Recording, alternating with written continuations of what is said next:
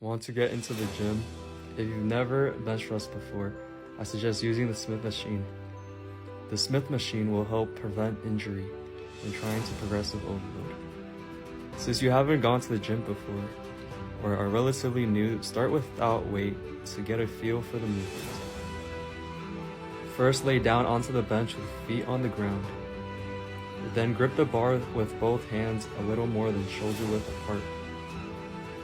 Unlatch the bar and bring the bar down to your chest and back up. Don't forget to push with your whole body as to maintain good alignment.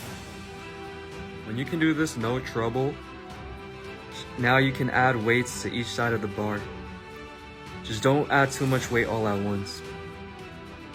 And there you have it, a beginner's guide to the bench press. I hope this was helpful, and if it was, please drop a like, follow, and share this video with your friends.